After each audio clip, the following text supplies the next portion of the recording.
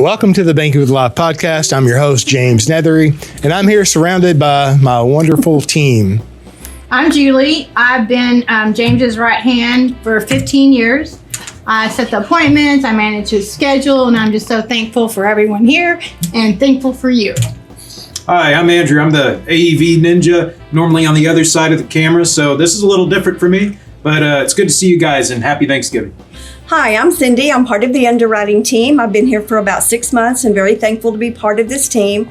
I take the information for your applications and start you on your journey to becoming your own banker. Hi, I'm Carol. I help you with service on your policies after you get those issued. I'm very excited and thankful to have been here almost 10 years. Hello, I'm Linda. I'm Julie's assistant. I'm the gatherer of all information. I've been here about 8 months and I'm very thankful for you guys and for our team. Hello, I'm Megan and I'm also in the underwriting department. I take in the applications and get you through your underwriting process and have lots of fun doing it. And I'm very thankful to be James's favorite, and I'm honored. And I'm also thankful to finally be on a podcast. Happy Thanksgiving. I love it. Hi, I'm Jake. I'm James's actual favorite. I've been here 6 years, and I am your IBC coach. Don't let her lie, Megan is the least favorite of everyone's around here. Wow. In this episode, I have two segments, one with my sister, Jules, the other with young Mr. Griggs. We had fun, and I hope you enjoy listening. Thank you. Happy Thanksgiving. Happy Thanksgiving from James Neathery and Associates. In this segment, I have my lovely sister, Jules. Hello, Julee. Hello, James. How are you doing? Good. How are you? I'm doing good. You know, thanks for coming back to work, number one. Yeah. She's been gone for like a vacation here, vacation there, 3 long weekends in a row, something like that. Yes. Thank you for letting me take off. I know it's hard to take time off, but I appreciate it. Well, I hope you were rejuvenated. What'd you do? Where'd you go? So we went to Branson, Missouri, and saw the play Jesus. And I highly recommend everyone to go see that. It's a live play at Sight and Sound Theater in Branson, Missouri. And it has an amazing cast, amazing set. The singers are just awesome. It's so true to life. And the scenes are just spectacular. It really was good. And then we went down to Eureka Springs, kind of walked around downtown Eureka Springs, and then we went to Did you have fun? Rogers. Oh, Rogers. Yeah, because we talked about Bentonville. Bentonville, that's where we went. Yeah. Bentonville. So we went there because we visited a friend's mother-in-law. Went downtown and went to Crystal Lake Museum and did some hiking and saw the glass house. It was beautiful. A glass chapel. Glass chapel. Mm-hmm. Yeah, so that's what we did, and I appreciate you again. Well, we missed you. It's hard to take off, really, it is. It is. We're busy. Piles up on you, too. It does pile when you up. come back, and you got to work from behind. Mm-hmm. Yeah. So this is the Thanksgiving episode. This is a segment in the Thanksgiving episode. So you want to share a little bit about what you're thankful for? Yeah, I'm thankful for being a part of this awesome team, right? So James and I have been together 15 years. My whole life. Actually, right? Longer than that, but not longer than your whole life, but longer than 15 years. But here with you full-time 15 years. So I'm very thankful for that. And thankful for the growth that we've had. Thankful for the clients. There's a lot of friends. And our team, right, has grown. And so I'm very thankful for that. And the knowledge and Nelson Nash and what he's brought to the table for me and what you brought to the table, right? Mm-hmm. I've learned a lot. I've grown a lot. Yeah, good. It's been, I don't know, it's been fun. It gets better every year. You get to meet more people. You get to learn more. You get to do more. So, growth is good. I'm very thankful. said with Ryan, I'm thankful for my relationship with God, and I'm not trying to preach, although I can preach. I can rightly divide the word of God. Amen. I'm thankful for my friends and my family, God, family, a beautiful wife and children, and my extended family, you, my sister, I'm thankful for the opportunity to be able to practice capitalism. Yes. And the idea of even becoming your own banker and practicing that. You can't, there's not a mutual life insurance company that does business or that resides in South America or Africa or England, Europe. They all do mutualize. People do reach out to us from those countries. All over the world. And they can't get it done.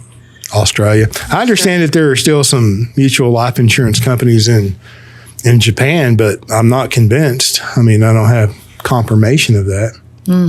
So I'm very thankful to be able to practice capitalism here, what capitalism we can, enjoy, and then practice the ability to become your own banker. Very thankful for Nelson and what, the part he played in my life, what he shared with me personally and spiritually and professionally. Yeah, he's missed. Yeah, big deal. Yeah. And I'm thankful that I get to sit down with my family this Thanksgiving, just like you get to sit down with yours and become even more robust, right? I'm fully American. I'm fat for a reason, because I like food. We're thankful for cranberry sauce, pumpkin pie with whipped cream. Now, thankful, to be able to worship freely in a country, this beautiful country that we have. Well, in most of the country, right? Don't you have to have a vax pass in some places? I don't know. All right, we won't touch that third rail. Texas being a country. So we can worship here. We can read our Bibles without worrying right now, without worrying about that or having to go underground. So I'm very thankful for that. And just to be able to teach the word, we have a group of ladies that come together. So we're going to gather Saturday and have a feast and fellowship. And so that's really cool too. That's perfect. I'm thankful for our clients. I'm thankful for the listener to this podcast, Banking with Life podcast. I'm very appreciative. Yes. Thankful. I appreciate the questions, the interaction, the support. Thankful for our clients and the opportunity to, experience their growth, whether it's financial or their thinking, the expansion of their thinking. It's like I used to tell Nelson all the time, and he knew it, but he was such a gracious man, that, he, and if you even take it back further, his mentor was Leonard E. Reed, right? Founded the Foundation of Economic Education, FEE, had a hand in bringing Mises over to America from Europe.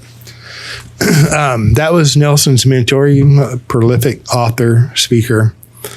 And I've said it before, but I think there's one video available of him on YouTube. There's two versions of the same video, and I would encourage you the listener to look at that. Leonard E. Reed, FEE, F-E-E. When was that filmed? I don't know. Because it is in black and white. It is in black and white. It is in black and white. He's sitting there smoking a cigarette, got all that smoke going up in the air, Well, back in the day. But he also mentored Ron Paul. Really? Yeah. Leonard E. Reed mentored Ron Paul? Yes. I did not know that. 15 years you've been hanging around, you didn't know that? Wow. I'm going to have to pay more attention. Yeah, right. And I'm bringing that up to bring this up that, Nelson, I used to tell him all the time, look at how many people you've affected. Most of them you'll never get to meet on this side, right? Yeah. It's generation. The same thing applies to Leonard E. Reed. Look at all the people he affected in the political world through Ron Paul. And then here Nelson in the financial world, all the practitioners, all of their clients. I don't know how many practitioners there are that practice the infinite banking concept associated with the Nelson Nash Institute. But let's just say 250.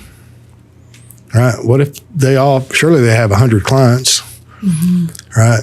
And those 100 clients have multiples of family members. Sure. You're talking about a large number. Sure. And then how many generations is Praise that God. going to affect? I mean, right? Yeah, I mean, Yeah. it's pretty cool. Yeah. Well, I knew Ron Paul was big and had been to Florida or Tennessee when you guys all met and you got to sit at the table with him. So I knew that he was I got part to of sit at that. the table, yeah. Well, you sat at the table with Ron Paul and I don't know who all was there. I wasn't at that event, but Nelson was there and I think Carlos Larry, I think that was a night of clarity, I think. yes. Okay. And so Ron Paul was a guest speaker, and Mrs. Laura, lovely lady, was in charge of the seating arrangement. And so I wound up sitting right next to Ron Paul. So I say, I had dinner with Ron Paul. And then there was a physician on the other side of him that just could not stop talking about medicine in the medical industry. And you could tell Ron Paul was completely over it. But I started talking to Ron about Dr. Paul, about Leonard E. Reed. And boy, we had a conversation. That was great. It was great. That was great. See, I didn't realize they were connected, but I knew that he was part of not this movement, but it could be a movement if you, so to speak. Yeah, I mean, he's a libertarian. Infinite banking. I got you. Yeah, I mean, it's like he's very he's very active with Mises, right? And Mises sprung forth from the Foundation of Economic Education. Anyway. So my whole point there is the people that we get to affect in a positive way, really is beyond us, beyond, we may not have the opportunity to meet them. Right. I just think that that's very powerful. That is very powerful. Yeah. And people come in and they're thankful to meet us. Hey, look. We're thankful to meet them because we don't get to meet everybody. We get to talk to them and we see their faces on their driver's license, but to be able to sit down face to face, and connect with them personally is extremely satisfying, gratifying, and Sure. and it's exciting. So, Speaking of people coming in today, we've had a very busy week, unscheduled. Had one client come in from Arizona. Her and her husband drove from Yes. Arizona to Dallas. And then while she was here, she sat down and did a podcast that'll be released in the future. They're in the aviation business, and they had an airplane wing strapped to the top of their truck. That's why they came. oh, okay. Didn't you see it out in the parking No, lot? I was off on Monday. Oh, you wasn't here. I had a 4-day weekend. One and of then I'm those, off yeah. on Friday. And then I had a week off a couple weeks ago. So that's what he's referring It's to. like a government employee. You don't even And- have to show up. Yeah, so he wanted to talk to me about my schedule a couple of times. Well, they came in, Rhonda and her husband, Yeah. literally with an airplane wing I didn't strapped know on their that. truck. It was beautiful. It was awesome. I told Andrew, I'm like, Andrew, get a photo of that. And I'm like, eh. But they came in You don't see unscheduled. that every day. I've never seen that. But somebody else, it had an audit, not an audit, what do you call it? A compliance review with an equities firm. I love Dan. And while he was here, I'm like, okay, let's do a podcast. Great guy. Great guy. Mm-hmm. And then this is very interesting. Just prior to turning this camera on, Carol comes up and says, James, there's a client here. I'm like, great. Who is it? I won't say the name, but I'm like, okay. And so she sat him down in the little conference room. And so I went in there and introduced myself. And he wasn't a client. He was an agent, but he had the same name as a client. Right. And so he's a gracious young man. And I sat down with him 20, 30 minutes but that was just ad hoc. But it was interesting. He said, James, he said he listens to the podcast regularly. And I said, thank you. And he's a captive agent with a mutual company, right? But they can't really quite do what we do, but close enough, good enough. He said, I listen to your podcast all the time. And when you say, I know you agents are out there and listening, he said, you're talking to me. Anyway. He was a nice guy, too. He was. Yeah. Well, so he just stopped by just to say hi and introduce himself. And Yeah, he had quite a few questions, that I entertained and answered, and That was nice. I helped. Take time to do that. Yeah. Well, originally I thought he was a client, right? It had the same name, but then you look at the client information. No, this guy's much younger than our client, and it was interesting. It was interesting because I'm like, he's not a client, but I was going to come tell you. Just because we were on a time schedule to do this podcast and the whole team and everything. So people do show up. They do. And there's like really live people here that behind this podcast. When I talk about my team, our team, a team, there really is a team. And they're really live individuals who knows what's going on in the big wide world. Yes, So, I'm thankful for that. No, me too. Because there is a lot going on that they don't want you to know about, or they mislead you to thinking one way. Who's they? Who are you talking about? CNN. Oh my gosh. Oh, the fake news. Local media. Oh yeah. Anyway. Do you even watch that I don't want to be anymore? political. Oh, no. No, I don't watch any of that. Yeah, I'm political. I don't care what side of the aisle they're on. They're all criminals. That's my. Yeah. I say that in love, right? They should all. I talked about that, I think, on the Halloween episode. Texas, the state legislature meets twice or once every 2 years. And I just think that that's a fabulous example that Washington should follow. Meet once every. Or Never. twice a year. Never. Once every other never. All 545 of them plus the other 12 cronies, Okay, quit being political, man. Sorry. We're thankful for freedom. Yeah. What we have remaining. I'm sorry. I did it again. Yeah, really. Okay, what else, Jules? I think, I would be really thankful if you guys would send your photos, clients, send your photos so we can do a video and just welcome you to the family, because it's a lot of fun when we receive those, and a lot of beautiful families, beautiful people. And we put a video together like on a quarterly basis. And so Andrew, when we have enough photographs of, families and stuff, then we'll put a video together and we'll shoot that out to you. And that's a lot of fun. We do them quarterly? Mm-hmm. Perfect. Yeah. Do we get enough new clients to do that quarterly? Oh my gosh. Stop it. We do. We just don't get enough photos. So if it doesn't go out quarterly, then that's why, because they're not sending their pictures to us. Maybe we have to get some old, like really old clients to kind of rotate them through. We already did that. Oh, I love that. Well, did you talk to anybody new and exciting today? Have you talked to any new or prospective clients or clients? They're still very exciting. Nope. No. I've been gone for a couple of days, so I'm just kind of getting some back work done. So Linda's been handling most of that. So I talked to one couple. The gatherer. Yes. What Linda. She gathers information. The gatherer. Anyway. She's really awesome. So yes, I did talk to a young family, and they're ready to go. He's like 27, and he's a detective out of California. He's a referral. Aren't they all referrals? I'm kidding. We have a lot, especially from Michael, and so he's been on your podcast before. And people love him. He needs to come back. He makes every dollar work hard. He's a hard, tough, rough taskmaster to his money.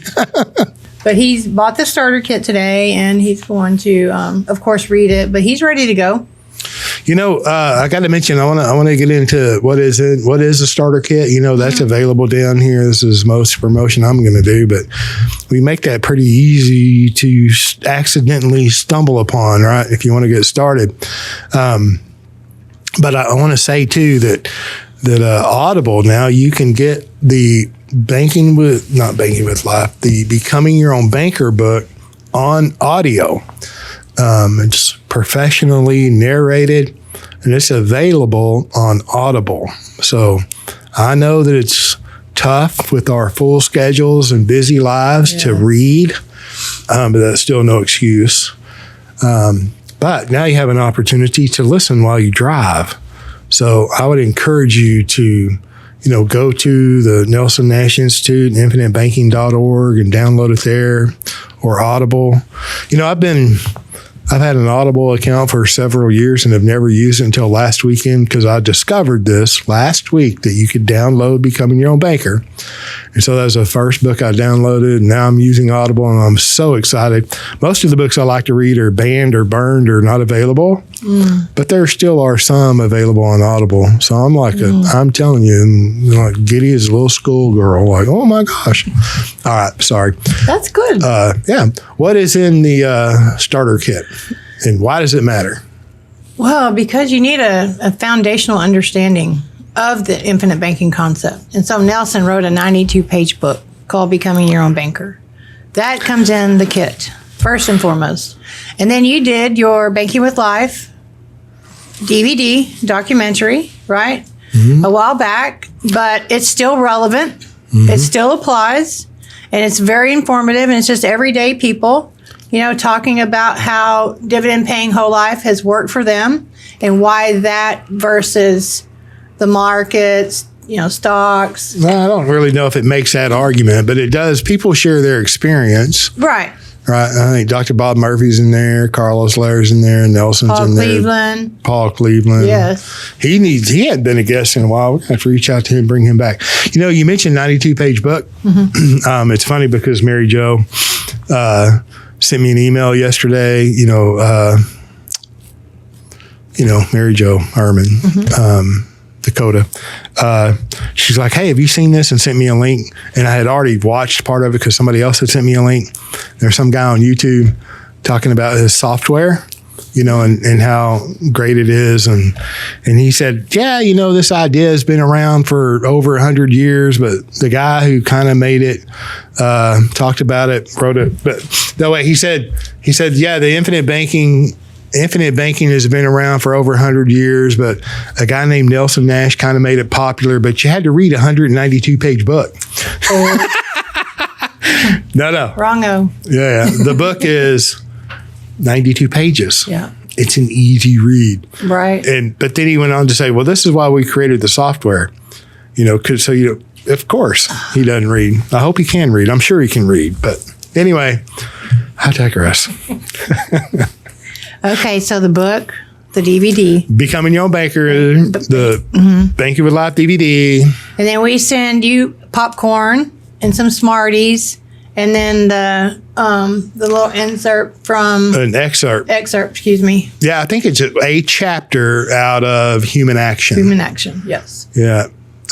We don't put the law in there or pension idea or... Right. No, that gets it done. If they're interested, then, they are interested, so. It's about a $40, the last time we calculated it was something like $40 value. $40 value. We pay for the shipping. We pay for the shipping on that too? We pay for the shipping, $29.95. For the starter kit? Yes. It costs us, how much? It costs like $10 to ship it. It's gone up. It's $8.75. That's a deal, man. But listen, if you're an agent trying to supply up your stock room, it doesn't apply. No. So we'll still send it to you, but we're not paying shipping. No. Media mail. Cheap. No, kidding. But it states that on the website. We want them to have the material as well. We just don't cater to them. To the agents. Oh, yeah. Cater. I don't know. I just took time out from an agent, walked in off the street. Well, for someone to just go on our website and to purchase the kit, Yeah, we're not an agent training office, although we have a lot of affiliate agents, or I call them strategic partners. Yeah. All over the country. So people, they find this, they love it, they want to share it. Sure. And they want someone to help them to share it. And they're looking for a mentor. And they look at you, James, to help them, and I hope I make it look easy. Correctly.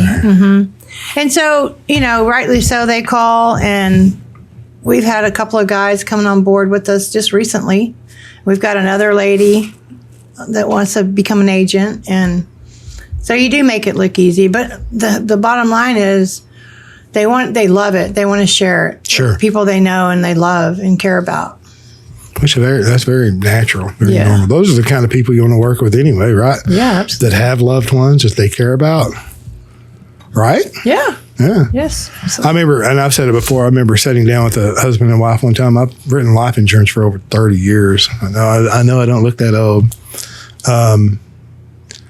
And I remember the guy, verbatim, I don't remember what he said, but he in essence said, why would I want life insurance? I don't want to make her future boyfriend rich. What?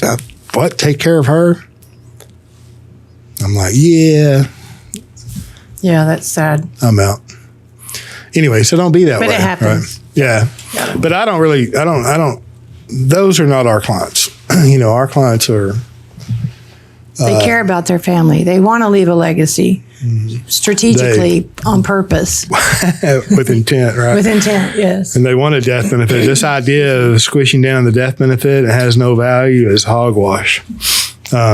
Okay, but listen, I don't want to just talk about life insurance. We're talking about being thankful. Thankful for. Thankful for my friends, my family, God.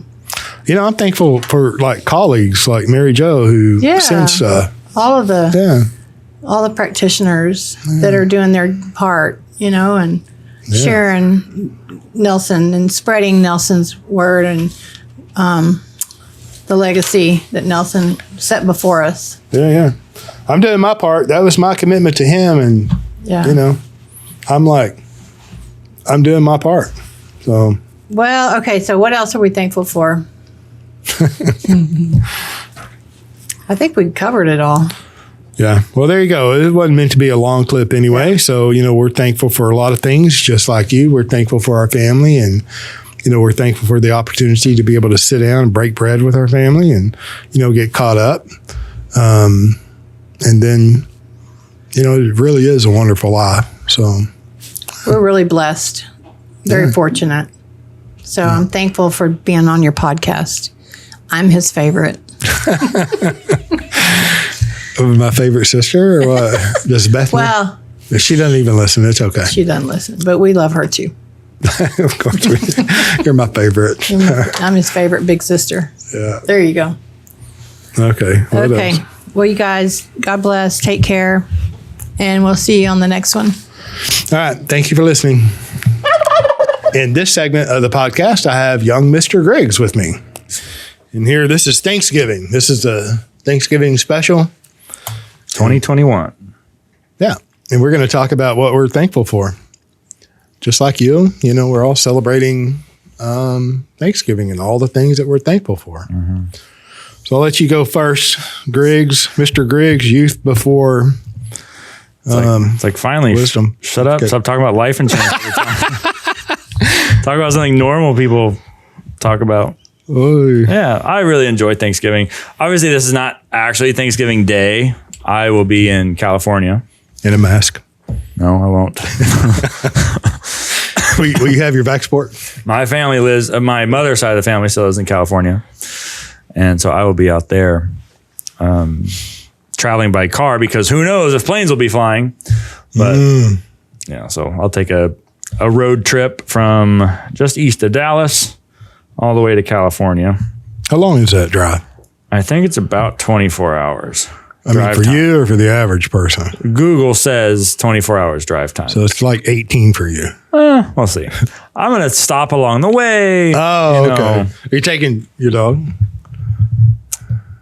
Probably not, just because that's a lot of car time. Yeah. She has a nice little Rover, like Airbnb for dogs, where there's some acreage, there's other pets. She can run around and play. It's a holiday. Yeah, for her. She gets a break. I get a break. Yeah. So that's what I'll be doing for Thanksgiving. But yeah, what am I thankful for? Lucy is his dog. Beautiful. Yeah. And I am thankful for Lucy. I social media popped up one of those reminders. And in fact, I also went back and watched some of our episode that we did for Thanksgiving last year. You did? Yeah. Was that your prep work for today? Yeah. And I did some of it. I didn't get to the whole episode, but had a big old beard. I'm thankful for proper grooming.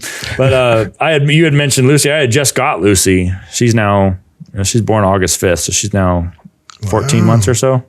In fact, I think as of today, well, as of recently, a little over 14 months. So very thankful for her. You know, a lot of I work from home, typically home office, studio situation. Of course, come here for the podcast with you, but yeah, home a lot. So not a hyper socialized experience, and so it's nice to have my sweet baby at home.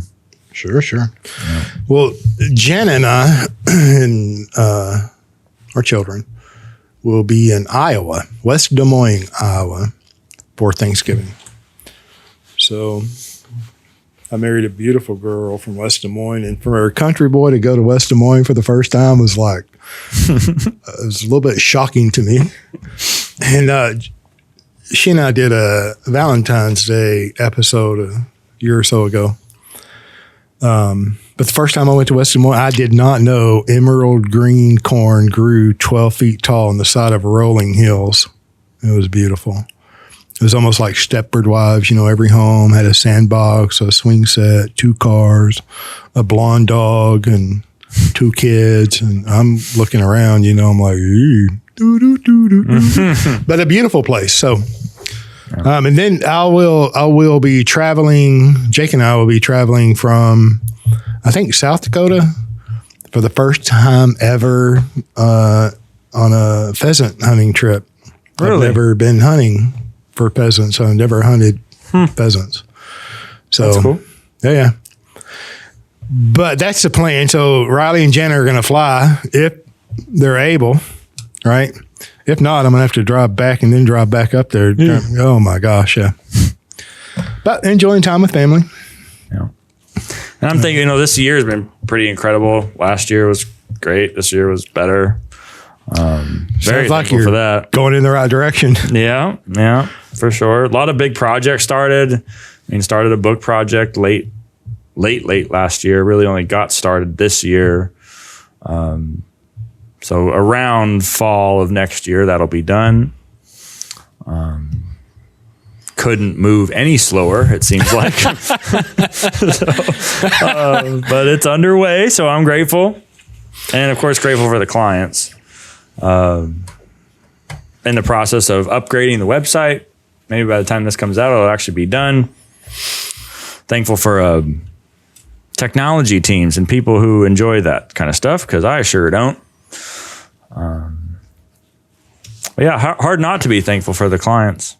Very hard. You know, I'm thankful. I think like most people that have a relationship with God, you know, and I don't want to get preachy, but I can, right? I mean, we can talk doctrine if you'd like, but I mean, I'm really thankful for everything that God has done in my life, you know, and I'm in my late 50s, and you know, it's kind of a hindsight thing. You look back and you don't really realize how much God may be working in your life at the time, you know, and then as you go forward and have the opportunity to look back, it's like, I don't know how people make it in life without God. Yeah. But very thankful for, you know, his work in my life and personally in my family life and the business, and no question about that. And then very thankful for family and health, you know, even in the narrative that we're currently in. You know, it's good to have health. It's like you can have all the wealth, you can have whatever it is you want, you know, but if you don't have your health, you don't really have much. So I'm very thankful for that. But it's an effort. I like to eat, you know, that's why I'm so robust. I'm fully American, right? And I'd be thinner if I didn't like to eat so much because I work out like a beast 2 or 3 or 4 times a week, you know, and I get up and I think, man, I should be in better shape or what have you. And it's like, oh yeah, all that stuff you eat, you can work out all you want, but anyway. Yeah. Gotta enjoy the ride a little bit too. Yeah. And clients, let me tell you what, friends and family, no question, but you know, clients really over time become friends. A lot of them. I mean, not all of them, but you know, I'm so blessed to be able to have smart, intelligent, creative, salt of the earth clients. It's awesome. I mean, it reminds me one time, and I know I've shared this with you, and kind of a personal story way back in the my early career, I'm driving all over Texas and Oklahoma, South Texas, West Texas, up in the Panhandle, East Texas. I'd leave on a Sunday night or early Monday morning. I had set appointments. And you're driving out, going to your prospective clients' houses, and you'd be gone a week. So you're away from the family, and you'd come home, maybe Thursday or Friday, turn in all the paperwork. And some weeks were better than others. And you'd go out, I would drive out, and we'd have, 8 to 10 appointments a day, and then knocking on doors, just the old fashioned life insurance sales.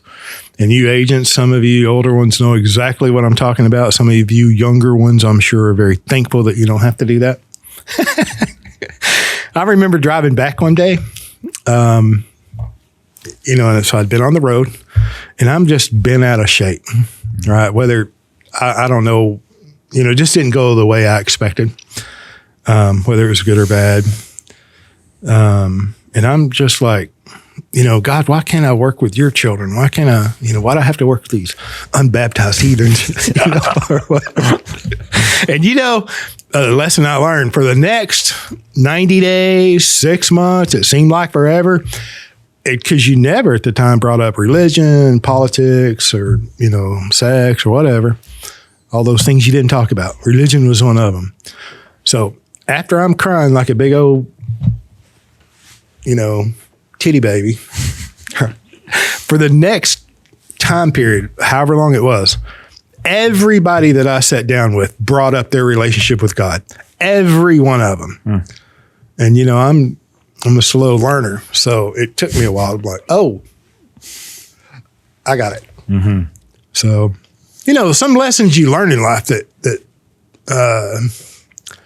mean something to you and stick with you. Yeah. So it wasn't as big of a moment as that, but working with a couple in South Carolina, I believe. Yeah, South Carolina. A couple in their 50s, and had done some so-called retirement planning, some of the conventional stuff, tax qualified plan and so forth. Did you help them and fix their situation? Well, one of them had taken a tax qualified account from a prior employer and rolled it over into this big old thing with one of these guys who hangs out in the noise, and I won't mention him by name, but big old complicated thing with insurance owned by the different legal entities and incorporating a tax qualified plan, and just jumping through all sorts of hoops. But sounds complicated. They had kind of a problem. This mid to late 50s. They were a little bit different in age, but mid to late 50s, and wanting to take a step back from their current line of employment in early to mid 60s. And so it was kind of fortunately they make good income, relatively speaking, in their current line of work, and have a good margin, had a lot to work with. But without IBC, without insurance, like that solution wouldn't be there. There wouldn't be a path on such solid, guaranteed ground. And it's like, you get bogged down in the details. You get bogged down. I'm so guilty of it. I get frustrated, with home office people in the noise, sometimes answering the same question over and over again. But at the end of the day, it's like not many other scenarios out there are people making such significant decisions with their livelihood, with their financial planning, with their incomes, than in this kind of scenario. And I've said it before, people can't, you can't talk about doing something with a quarter, half of your regular income when you're uncertain of what the value of whatever it is you're buying is going to be. And you're not having that conversation. No. Right? You're talking single percentages, mid to low single digits in those kinds of assets. But in IBC, in this different, peaceful world, we have the ability, we have the option of talking bigger numbers, of doing more to do more for yourself later. And that's pretty cool. That kind of hit me. It was maybe a week and a half ago that we were doing an illustration review, and it's like, and look, I'm not as old as they are. I'll be 30 next year. And so to be able to have that conversation, with people who are significantly older, sure, and for the value to be clear and for the motivation to be there, it's like, that's pretty cool. Yeah. I understand that completely. I think I've been in the life insurance business for 30 years. So I was under 30 when I started, and most of my clients were always, not most, they were just always older than I, always. And now that I've aged, it'll happen to all of us, right? If we have the opportunity. It's kind of a dynamic I've experienced now that, most of my clients are probably younger than me. I still have a lot of older clients. Just that shift, age differential. And then I love that the seriousness of what we do, right? And then and that's only one measurement, the amount of dollars that we're talking about, and with individual clients, it's substantial. It's significant. I don't care what it is, wherever they're at, we're all different. $500 a month in a premium, if we're just talking about life insurance, is very significant, potentially depending on their income, right, and their resources. Maybe more significant than somebody paying, $1 million a year in premium. But it's all substantial, because with what we do, the infinite banking concept, practicing becoming your own banker, building capital correctly that you control for more than one generation. That's very, very, very powerful. And it's also very emotional, and it's quite fulfilling. Yeah. I'm not even talking about on a monetary basis, but very fulfilling. It's like a whole nother planet. It doesn't like it. I added another policy this year. Thankful for that. Added another policy, a significant one. And on your own life. Yeah. And was, thinking about how that's going to develop over time, paying the premium. Was the premium high enough it made you break out in a sweat? A little bit. I mean, I sweat a lot normally because I'm just a big guy, but it's a big number for sure. Good. But thinking in the future, a few years, I mean, it's liquid now, don't get me wrong, but thinking about the growth dynamic over time and the cash value. And also at the same time, thinking about the tax bill that's due, April of following year for the current year. It's like, things are good and that's manageable now, but in the future, if there were ever a crunch, there's this big old ongoing capital growth engine that could support you in a crunch. Capital growth engine. Yeah. It's just a different way of thinking about cash value and dividend paying whole life that, very thankful for, because I've got family examples. I've heard plenty of examples of, things don't go to expectation in the future. Tax bills are still due. And it can just turn into this big old multi-year mess. That's a legitimate, that's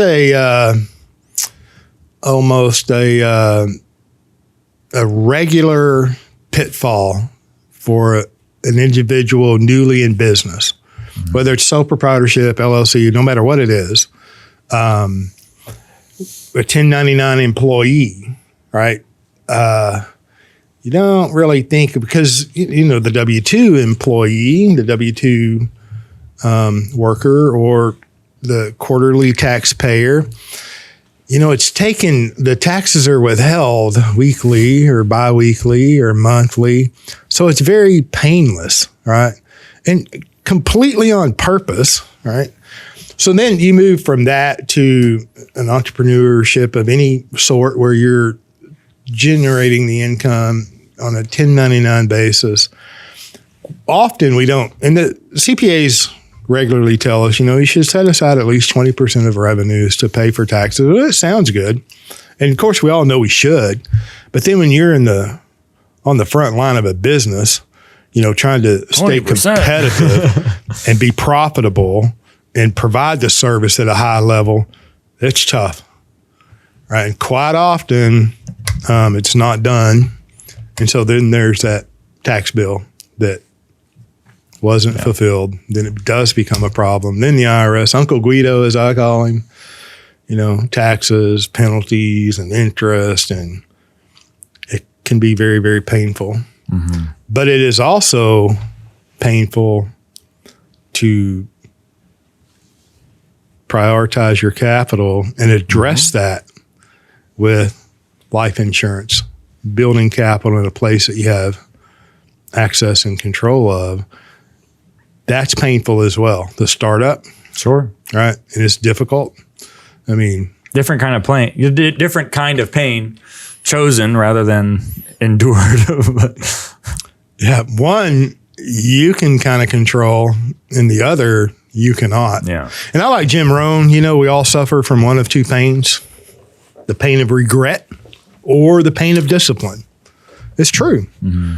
So I remember, Jenna, my lovely wife, the fourth or fifth policy, she's like, where are we going to get the money?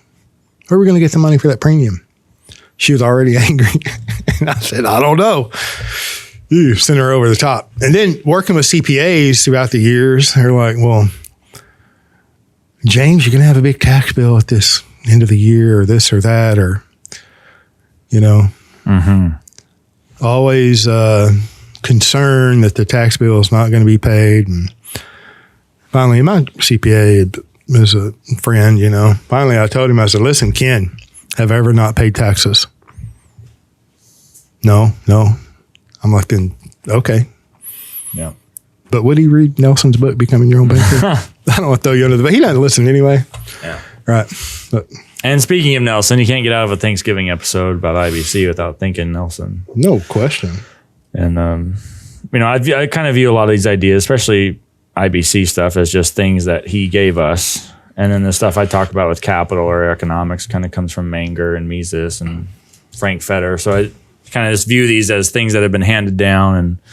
And another idea that I am thankful for, in addition to Nelson and IBC and the body of Austrian economic thought, is charitable giving.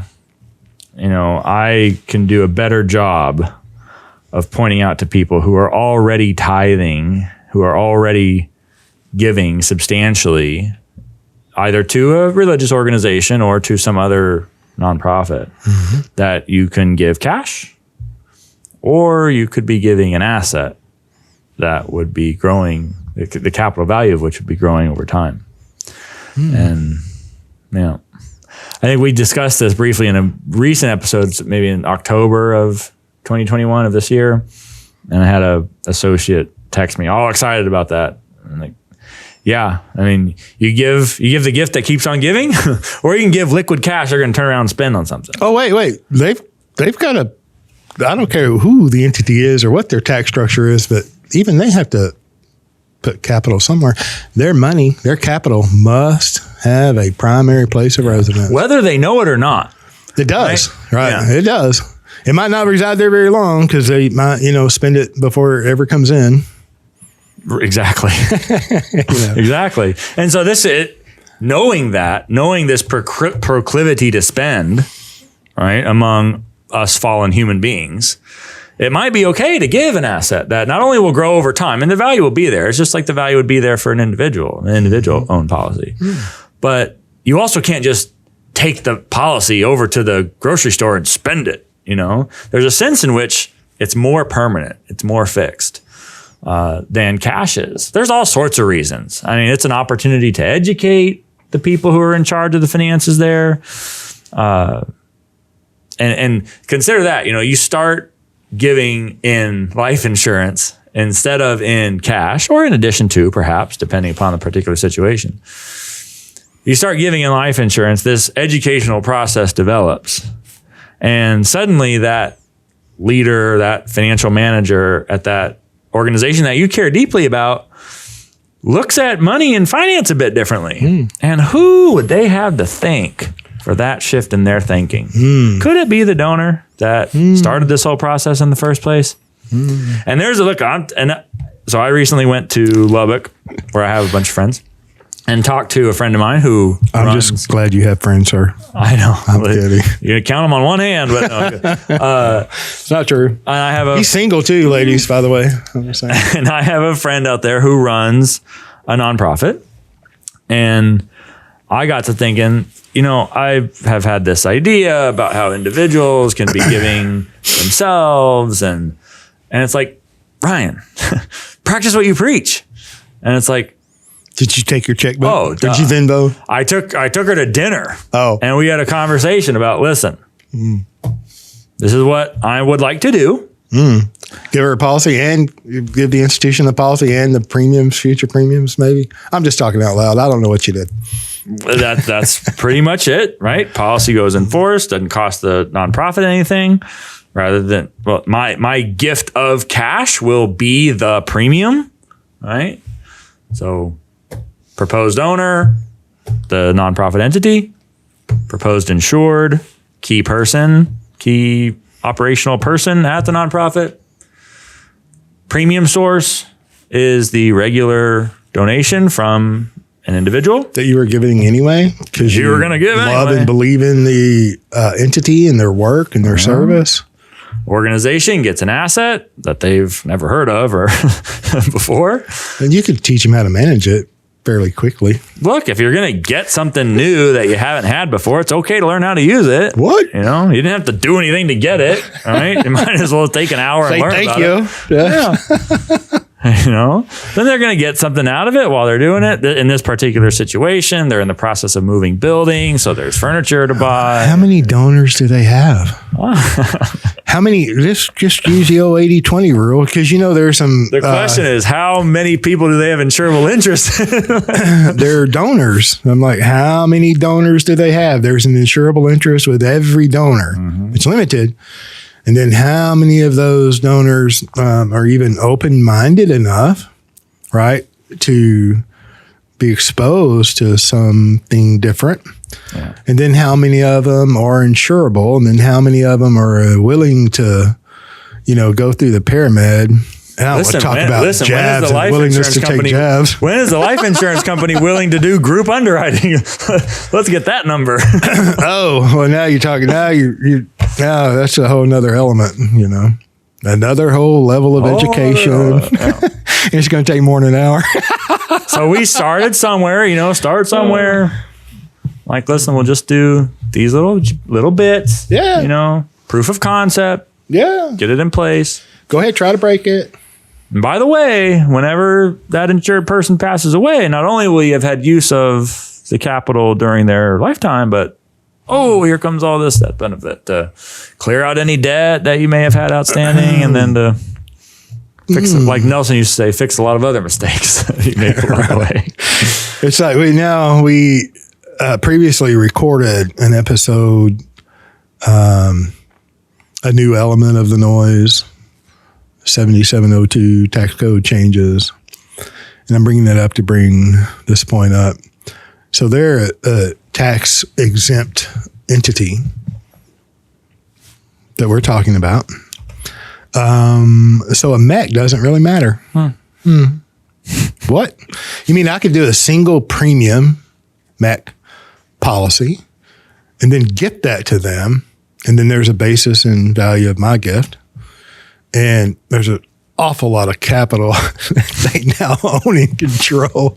That requires no ongoing contributions. Oh, yeah. And then the organization, and how many, I don't know, just apply this to every organization that you love and support, right?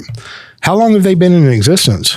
I'm talking about graduating. You're a young guy. This might be a long time before you graduate. But you're going to graduate, and they're still going to need capital before and after you graduate. Yeah. And now, wait a minute. How does that affect your insurability? Oh, that's another whole conversation. But you could do that more than one time, couldn't you? Absolutely. Or you could just buy, I don't know, you could do whatever you want. The banker can do anything that they want to do. He who has the gold makes the rules. So I'm just talking about a single premium one time, right? But you continue to give, not only in your time, I'm talking financial, all right? And there's even evaluation on your time if you're a volunteer to a tax-exempt entity. That's an insurable interest. So you could buy a policy, you could buy a 10 pay, a 5 pay, a 7 pay, a 20 pay, a paid to 100, a paid to 121. Dude. Anyway, point of all that was I was thankful for that little realization. And thankful for my friend who runs this organization for her willingness to not only hear me out, but to go to dinner with you. And to be willing to do it. I mean, I think that's totally untouched. It is. And I think a lot of people who watch give, and if you're giving in cash, you're liquidating that capital. We're giving the organization capital for them to go liquidate. And especially for the people who are already doing IBC in their own lives, right? You already understand the value of leverageable capital in your own circumstances. The same thing holds true for the nonprofit organization and may even hold greater truth if they're relatively financially illiterate, because this would give a tool so that people can learn by doing that they're not on the hook for. That's not going to cost them anything to do it except for consent. Can you imagine a little country church that's 3 or 4 generations, a family has been going 3 or 4 generations? And then the amount of capital you could create.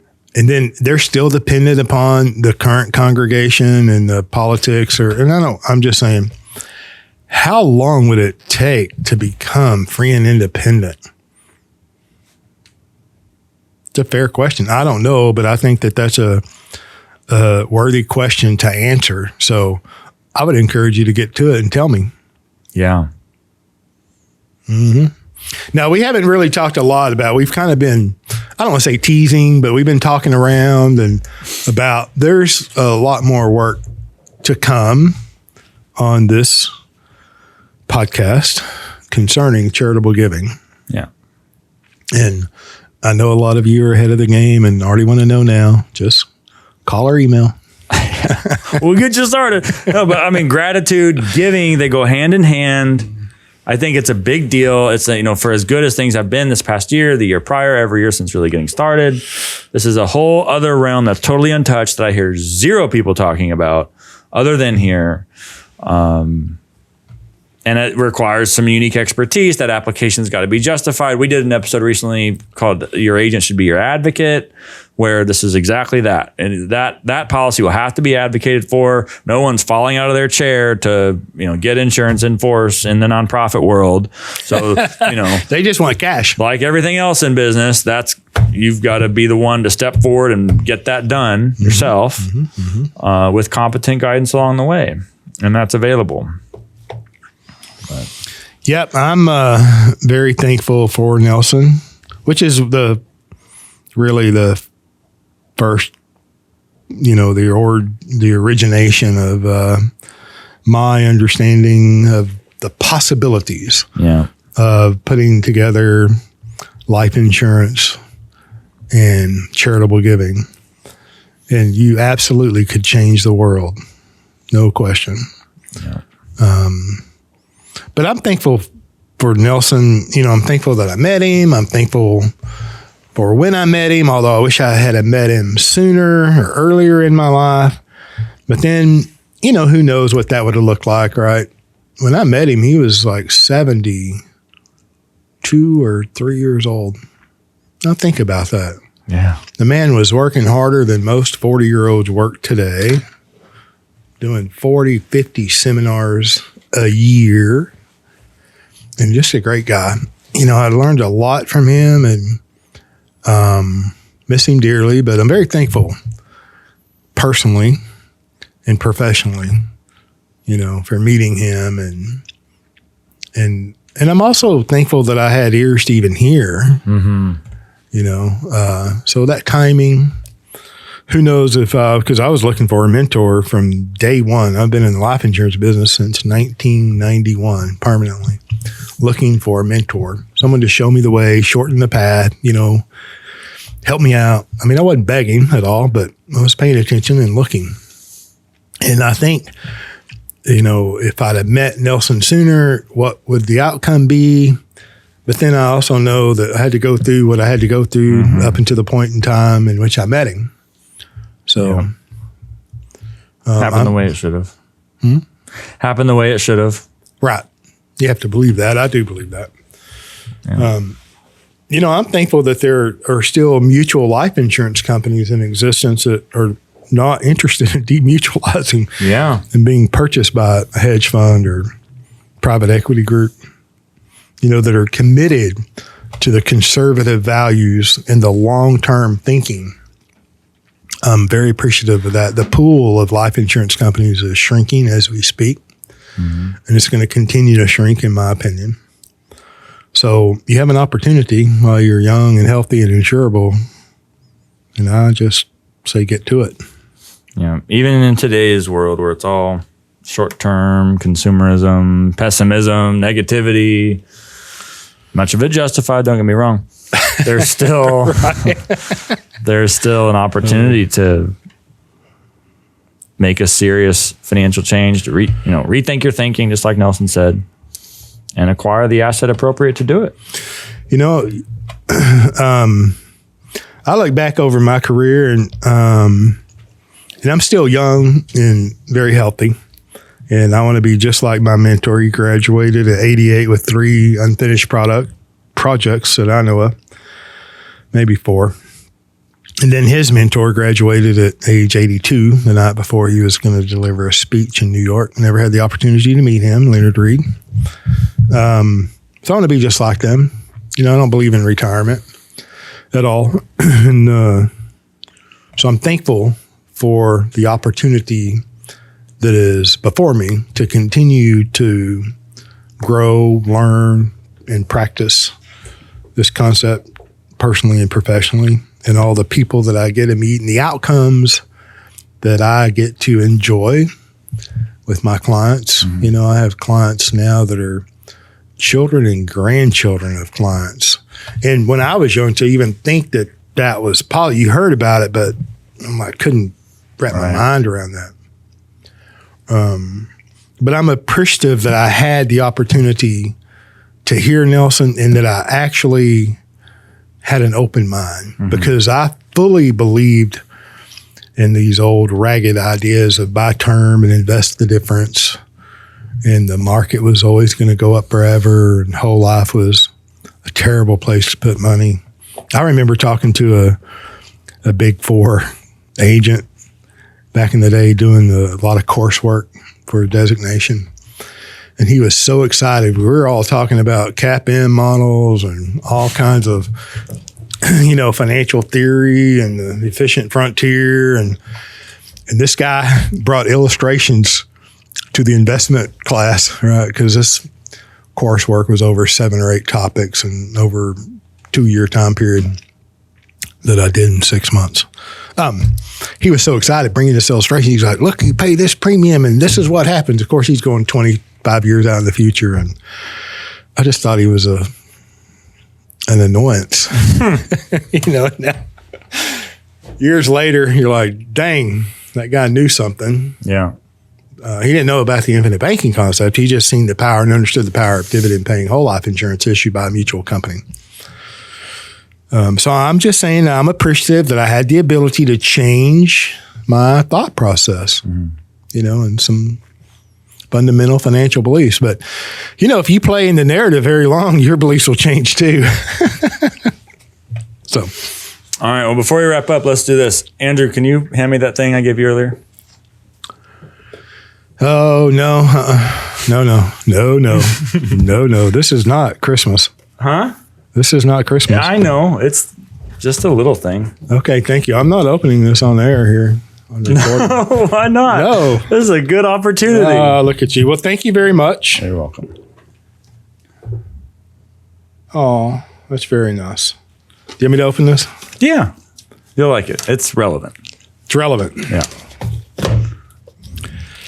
I like the wrapping a lot. We can thank the merchant. Oh, look here. See, this is like Christmas, right? Yeah, well, I'll get you something then too, but this is, you know.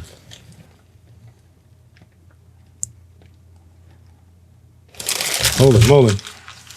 So that's the anti-capitalistic mentality by Mises. In a nice bound Leather bound book. Well, thank you very much. You're welcome.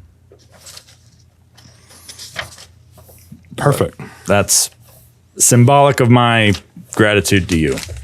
Well, thank you, young man. A very nice note.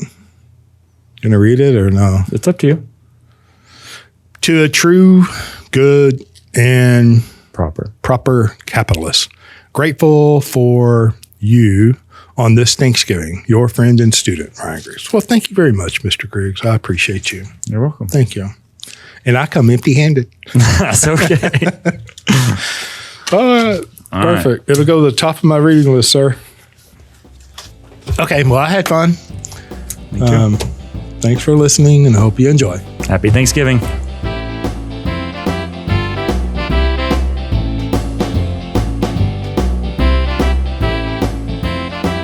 Thank you for joining us on the Banking with Life podcast. If you're watching on YouTube, make sure to like and subscribe and click on that little notification bell. Otherwise, join us on Apple Podcasts and Stitcher for weekly content.